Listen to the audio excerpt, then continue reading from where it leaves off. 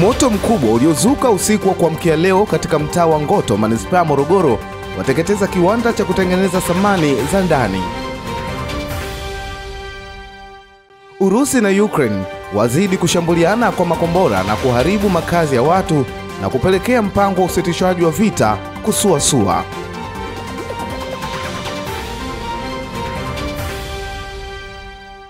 Na katika michezo, vita ya kusaka tiketi ya kucheza ligi kuu Tanzania bara yaendelea kwa michezo inayopigwa katika viwanja mbalimbali, huku ikihitimishwa hapo kesho kwa michezo mitatu.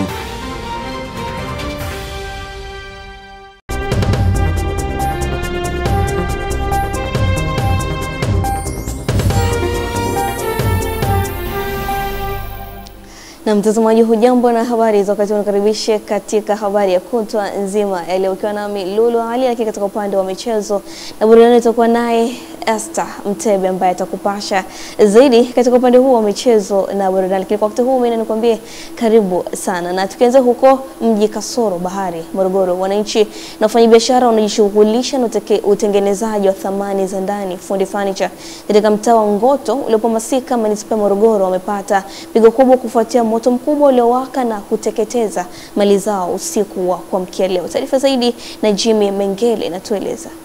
Kamanda Jeshi la Zimamoto na Uokoaji mkoa wa Morogoro Daniel Mnyala amesema moto huo ambao chanzo chake hakijafahamika umesababisha hasara kubwa kwa wananchi.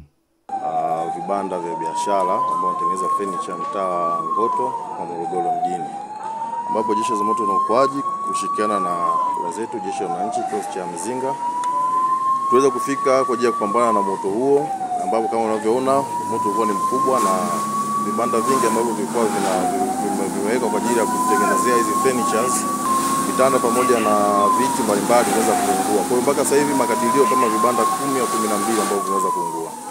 Ila tunashukuru kwamba kushirikiana na wenzetu tumeweza kufanikiwa kuokoa. Kuna nyumba pembeni hapo kuna kota kuungua, tumeweza kuokoa pamoja na baadhi ya vitu ambavyo vilikuwepo mtu. Kwa hiyo tunapenda kutoa wito kwa kushukuru wananchi ambao walishirikiana Jeshi la Zimamoto na Uokoaji katika kuhakikisha kwamba moto hauleti madhara zaidi katika kuongoza vibanda vingine. Mbunge wa jimbo la Morogoro mjini Abdulaziz Abudi amefika katika eneo la tukio na kutoa pole, huku wananchi wakizungumzia kuhusu tukio hilo. Moto ulitokea na chanzo chake kama hivyo umeona serikali inashughulikia kwa kujua chanzo chake, lakini imeteketeza mali za watu, nyumba za watu zimeungua, lakini tunashukuru Mungu ni watu wako salama.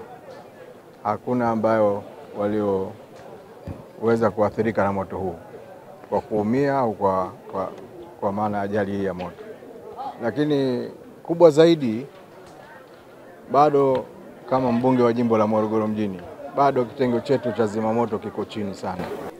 Moto ulitokea hapo, ilikuwa jirani, sisi tupo eneo la pale jirani. Tukashuhudia kwamba moto unatoka hapo chochoroni na ukawa unawaka taratibu.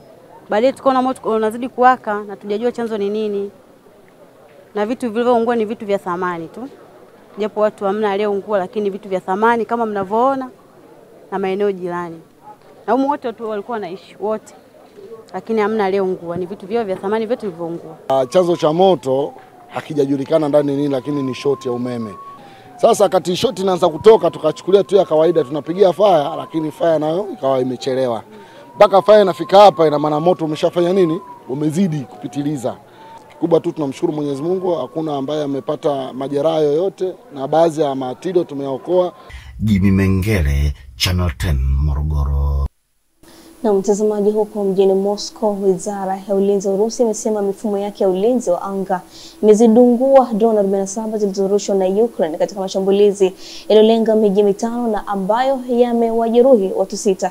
Gavana wa mkoa wa Rostov, Yuri Sliusar, amesema katika shambulio lililolenga mji wake huo limeharibu nyumba kadhaa na kujeruhi watu 2. Upande mwingine, Ukraine nayo imeripoti kuzidungua drone 100 kati ya 179 zilizorushwa na Urusi katika mashambulizi ya usiku wa kuamkia leo Jumamosi.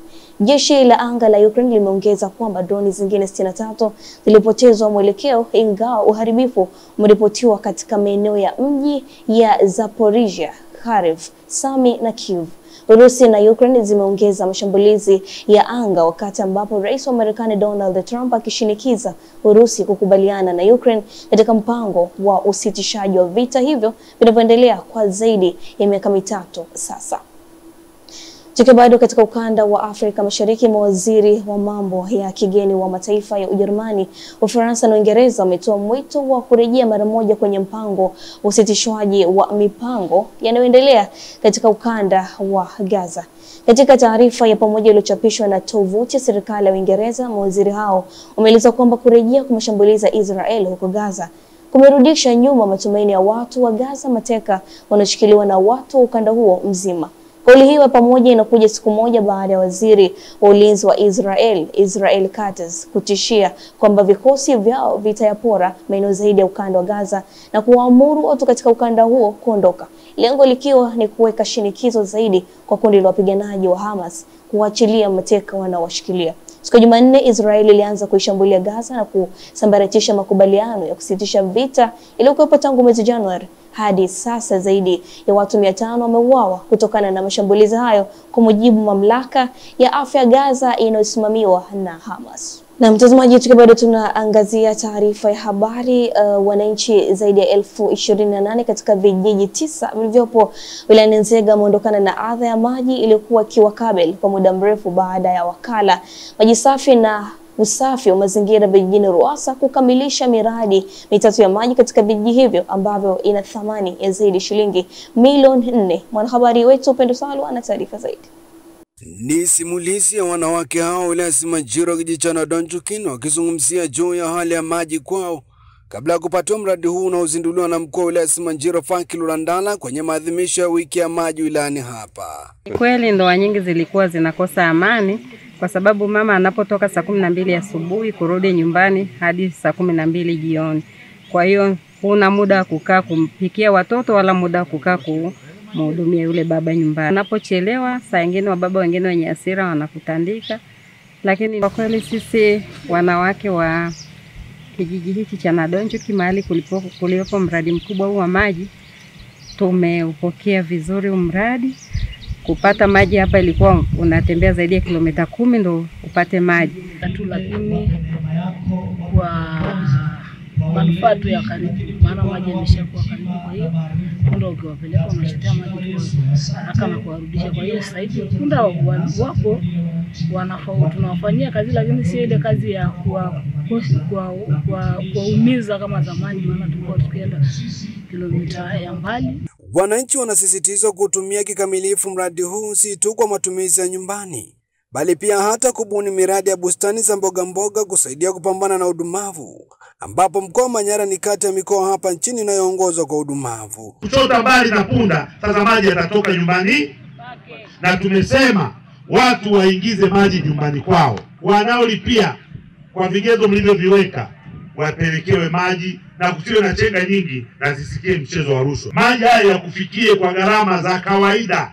Sasa haya maji tu waleteni nyumbani kwenu, na mnaendelea kuvuta, hakikisheni mnapanda mboga za majani. Zitakusaidia kwa sababu kwa mkoa wa Manyara na wilaya ya Simanjiro tuna udumavu. Na huo udumavu unasababishwa na kutopata mlo kamili. Sasa mlo kamili tuweze kupata, lazima na mboga za majani ziwepo. Kabla ya mradi huu uliojengwa kwa zaidi ya shilingi milioni 500 na serikali, wanawake wa eneo la Nadonjukin hutembea kilomita zaidi ya 20 kufuata huduma ya maji, ambapo mradi huu utahudumia wananchi 3577. Kutoka wilayani Simanjiro katika kijiji cha Nadonjukin kata ya Komolo, mimi ni Elia Kimani, Channel 10.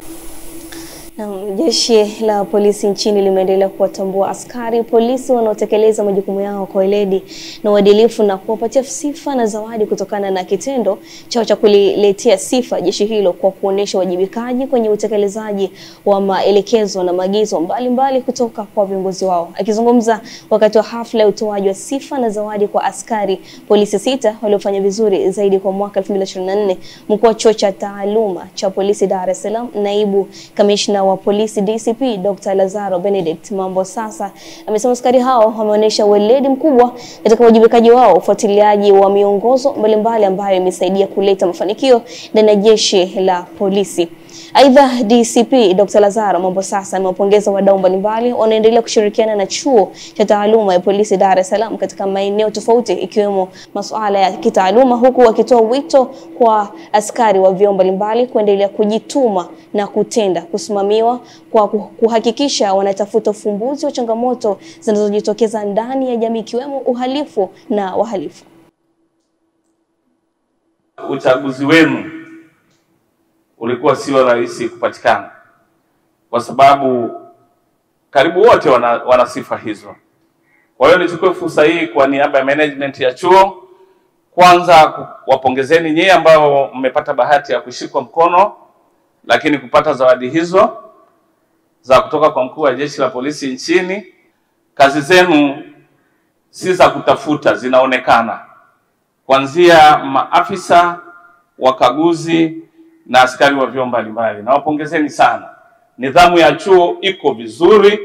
Tuna kundi kubwa la wanafunzi, lakini kutokana na uwajibikaji wenu, ufuatiliaji, miongozo mbalimbali inayoshuka na kusimamiwa, tumeendelea kuwa na chuo kikiwa tulivu na tunaendelea kupata mazingira rafiki ya ufundishaji.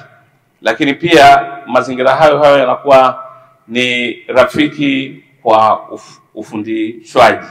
Kwa hiyo nawapongezeni sana. Endeleeni kufanya hivyo kwa sababu tuko hapa kwa madhumuni maalum.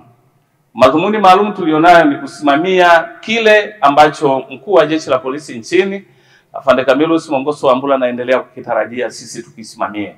Zawadi hizi zinapoendelea kuwaelekezwa kwa wale wachache ni sehemu ya kutafakari kila mmoja kuongeza bidii kuyafanya yale anayokuwa amepangiwa kulingana na almanaki ya chuo chetu.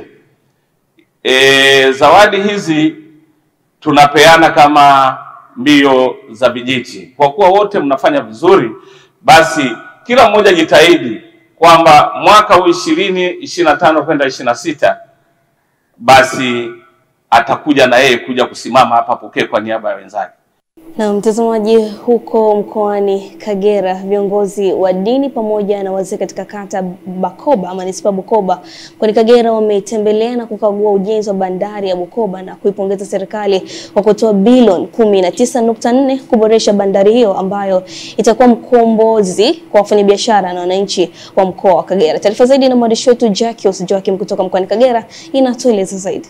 Viongozi wa dini pamoja na wazee maarufu kutoka kata ya Bukoba, Manispaa ya Bukoba mkoani Kagera, kwa kushirikiana na diwani wa kata hiyo wametembelea na kukagua ujenzi wa bandari ya Bukoba na kupokelewa na uongozi wa bandari hiyo. Wazee hao wamesema kuwa wanaipongeza serikali awamu ya 6 ya Dr. Samia Suluhu Hassan kwa kutoa zaidi ya bilioni 19.5 kwa ajili ya kuboresha ujenzi wa bandari ya Bukoba, huku wengine wakisema kuwa kipindi cha miaka 4 ya uongozi wa Rais Samia imekuwa neema kwa wananchi wa Bukoba.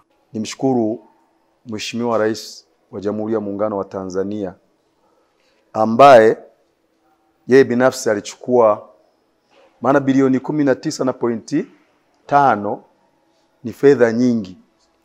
Kwa hiyo namshukuru binafsi, lakini nazidi kumwombea Mwenyezi Mungu amjalie. Lakini tunapenda tumshukuru rais wetu na mama yetu ambaye kama viongozi wa dini tunaona kwanza kama Bukoba anaipenda. Nikiangalia awamu hii bila kusemea bandari, ninaona kama kufurahia. Nikiangalia barabara ya njia 4, nikiangalia sokoni linatengenezwa, nikiangalia mashule, yani kuna vitu vinaonekana kwamba Bukoba tuliyokuwa tunaiombea inaleta uhai sasa. Diwani wa kata ya Bukoba Bwana Shabani Rashidi amesema kuwa lengo la kufika katika bandari ya Bukoba ni kuangalia maendeleo ya uboreshaji wa bandari hiyo, na kusema kuwa ikiwa wanasherehekea miaka 4 ya Dr. Samia Suluhu Hassan ndio lengo lililowafikisha katika bandari hiyo. Kwa serikali yetu chini ya Mheshimiwa Rais imeleta hapa bandari ya Bukoba bilioni 19.5. Kwa nini tumeona tuwalete ndugu zetu hawa makundi haya niliyoyataja? Tunasherehekea miaka 4 ya Mheshimiwa Rais wetu Samia Suluhu Hassan ambaye katika miaka 4 hii amefanya kazi kubwa sana katika nchi yetu, na tumeona katika maeneo tofauti namna ambavyo wanasherehekea miaka hii 4 kwa kusemea mambo makubwa yaliyofanyika ndani ya nchi yetu. Maboresho makubwa ambayo tumefanya katika bandari yetu ya Bukoba, kwanza kabisa ni ujenzi wa kizuizi cha upepo au kitaalamu tunaita windbreaker, ambayo ni kwa ajili ya kukinga meli zetu ziweze kushusha na kupakia mizigo kwa usalama bandarini. Lakini pia tunaboresha magati mawili katika bandari yetu ya Bukoba sambamba na kujenga gati jipya ambalo linaweza kushusha magari. Katika mradi ulioboreshwa wa Bukoba utaongeza ufanisi mkubwa sana. Kwanza utaongezeka mapato kwa serikali. Mhandisi wa mradi huu amesema kuwa uboreshaji wa bandari ya Bukoba mkoani Kagera ulianza mnamo mwezi Januari mwaka 2023 na mradi huu utakamilika mwezi Aprili mwaka huu, na mradi huu utagharimu zaidi ya shilingi bilioni 19.5. Kutoka manispaa ya Bukoba mkoani Kagera, Jacques Joachim. Wakazi wa kijiji cha Myula kata ya Milo wilaya Nkasi mkoani Rukwa wameshukuru serikali kwa kuwaingizia katika mpango wa mradi wa visima 900 unaolenga kufikisha maji katika maeneo yasiyokuwa na huduma ya maji nchini. Wilbard Sumia anaarifu zaidi kutoka huko mkoani Rukwa.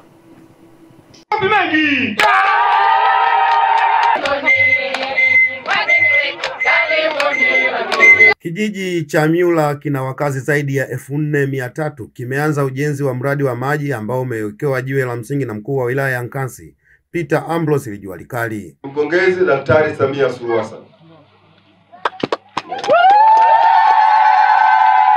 Rais wa Jamhuri ya Muungano wa Tanzania na mwenyekiti wa Chama cha Mapinduzi, ambaye tuna programu ya visima 900 nchi nzima. Sisi wilaya nzima ya Nkasi tumepewa visima 10 na moja ya visima hivyo ndio kipo hapa Myula, hiki ambacho mnakiona. Akisoma taarifa ya mradi, mhandisi wa maji Rafael Julius amesema mradi huo utagharimu kiasi cha shilingi milioni 60 zitakazomtua mama ndoo kichwani kijijini hapo. Baadhi ya wakazi wa kijiji cha Myula wameishukuru serikali kwa kuwapatia mradi wa maji. Mradi huu umegharimu kiasi cha shilingi milioni 60 kupitia programu ya kufikisha maji maeneo ambayo hayana huduma ya maji, yani visima 900. Kazi kubwa kwa upande wa mkandarasi zimekamilika. Kazi iliyobaki ni uwekaji wa umeme ambapo michoro ya umeme inaandaliwa. Lengo la mradi huu ni kuongeza hali ya upatikanaji wa huduma ya maji safi na salama karibu na jamii ya watu wapatao 4361. Tumepata shida sana ya maji kwa miaka mingi. Kwa hiyo tunamshukuru Mama Samia kwa sababu ametoa kwa upendo wake kutuletea maji. Tunawashukuruni sana sana sana. Kwa kweli mmetusaidia sana. Hapa tunaona maji sasa yapo. Kwa tukitoka saa 7 saa 8 visimani tunakuta maji hamna.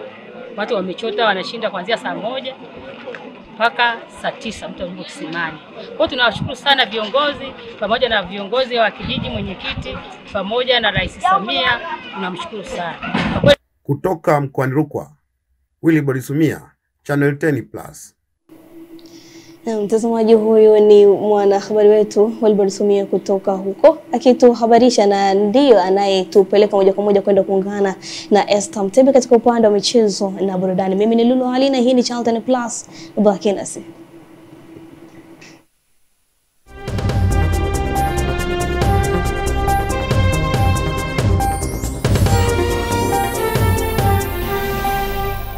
Naam, asante Lulu Ali. Na mtazamaji, kwa sasa tunaenda kuangaza habari za michezo na burudani. Mimi ni Esther Mtebe, nikukaribishe na tuanze na habari za michezo kitaifa. Kikosi cha timu ya Tanzania Taifa Stars kimewasili leo katika uwanja wa ndege wa kimataifa wa Mohammed V nchini Morocco. Taifa Stars tayari ipo nchini humo ambapo itacheza mchezo wa kundi E kufuzu kombe la dunia 2026 dhidi ya wenyeji Morocco unaotarajiwa kuchezwa Machi 26 mwaka huu 2025. Mtazamaji, maombi na sala ni muhimu kutoka kwako kuombea timu hii ya taifa, kwani Stars watacheza mchezo wa kufuzu kombe la dunia dhidi ya taifa hilo la Morocco ambapo utapigwa saa 6:30 usiku kwa saa za Tanzania. Baada ya kupigwa mchezo mmoja wa Transit Camp dhidi ya Mbeya City raundi ya 24, ligi ya Championship inaendelea tena leo kwa michezo mitatu kwenye viwanja tofauti, huku ikihitimishwa kesho Jumapili. Tunaungana na mwandishi wetu Salum Pelembo kwa ripoti zaidi. Kwenye uwanja wa Tanzanite kwa Raha Manyara, Polisi Tanzania waliokuwa wenyeji wameambulia kichapo cha bao 1-0 kutoka kwa Mbeya Kwanza, bao pekee la mchezo huo likifungwa na nyota Baraka Mwangosi. Stand United chama la wana wameendeleza wimbi la ushindi wakiwa nyumbani kwenye uwanja wa Kambarage mjini Shinyanga baada ya kuichapa African Sports wana kimanumano mabao 3-0. Mabao ya Stand United yalifungwa na Omari Isa na Selemani Richard aliyefunga mabao 2. Mchezo wa mwisho umepigwa katika uwanja wa Sheikh Amri Abeid jijini Arusha, ambapo wenyeji Mbuni FC wametakata katika uwanja wa nyumbani wakishinda bao 1-0 dhidi ya Green Warriors. Warriors wamepoteza michezo 2 jijini Arusha baada ya kuchapa kwenye mechi ya mwisho na TMA. Bao la Mbuni limefungwa na Abdul Ramadhani. Kivumbi cha ligi hiyo kitaendelea tena kesho Jumapili kwa michezo 3 kupigwa. TMA itakuwa nyumbani kwenye uwanja wa Sheikh Amri Abeid Arusha kucheza na Cosmopolitan. Vinara wa ligi hiyo Mtibwa Sugar watakuwa kwenye uwanja wa Manungu Complex mjini Morogoro kuikaribisha Biashara United inayoburuza mkia kwa pointi zake 7 baada ya michezo 23. Kwenye uwanja wa Ilulu Lindi, Bigman FC wataikaribisha Geita Gold, huku Kiluvia United wakiwa katika uwanja wao wa nyumbani Mabatini wataumana na Songea United ya meja mstaafu Abdul Mingange. Salum Pelembo, Channel 10+.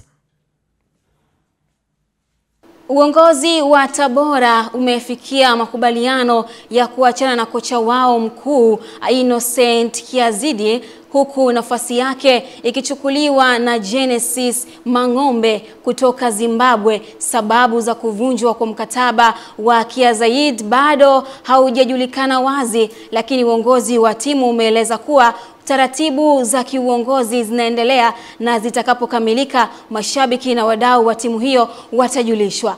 Kiazid alijiunga na Tabora United mnamo Novemba 2024, akachukua nafasi ya Francis Kimanzi ambaye aliondolewa kutokana na mwenendo mbaya wa timu. Na kwa upande mwingine, Mang'ombe tayari yuko nchini Tanzania na anatarajia kutambulishwa rasmi hivi karibuni baada ya kumalizika kwa taratibu za kimkataba. Mang'ombe amepewa jukumu la kuinoa timu ya Tabora United hadi mwisho wa msimu huu, huku taarifa zikieleza kuwa atakuja na msaidizi wake mmoja. Hivi sasa Tabora United inashika nafasi ya 5 kwenye msimamo wa ligi kuu Tanzania bara ikiwa na pointi 37 baada ya kucheza mechi 23, ikiwa imeshinda mechi 10, sare 7 na vipigo 6.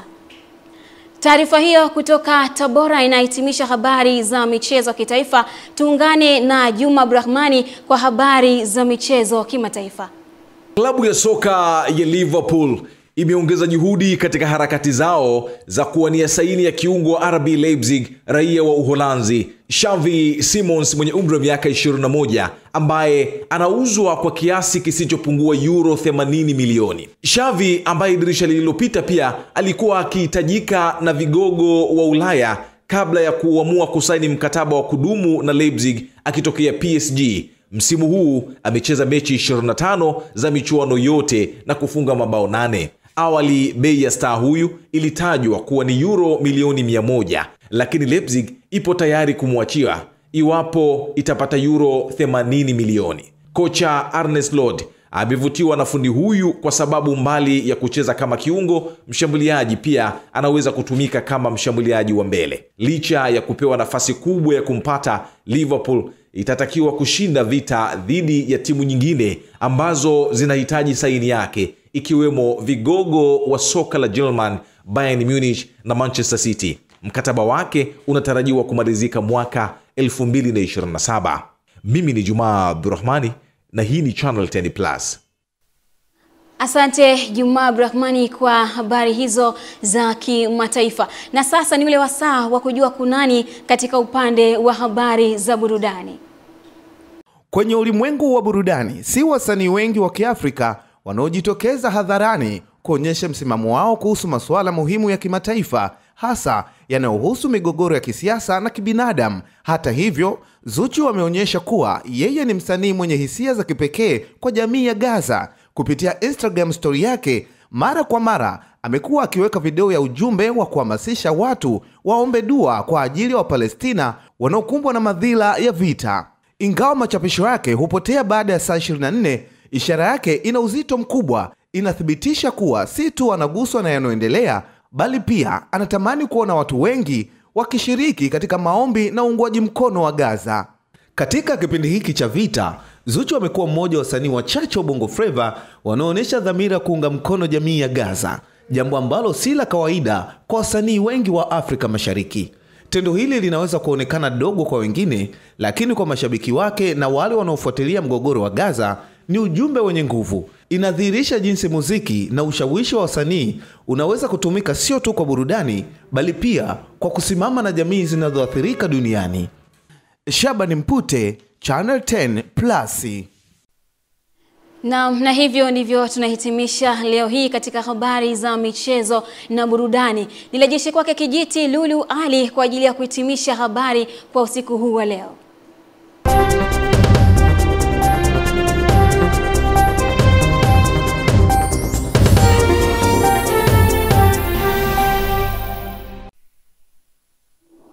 Namna hiyo Esther Mtebe anatuacha katika upande wa michezo na burudani. Kukumbusha mtazamaji katika upande wa habari ya kutwa nzima leo ulikuwa nami Lulu Hali. Kushukuru sana mtazamaji kwa kuendelea kutazama Channel 10 Plus na kuchagua kama kituo chako bora kabisa. Endelea kutufuatilia katika page zetu za Instagram, Facebook, bila kusahau na YouTube channel kama Plus Digital. Subscribe, share bila kusahau na kucomment. Wakati mwingine wana usiku mwema.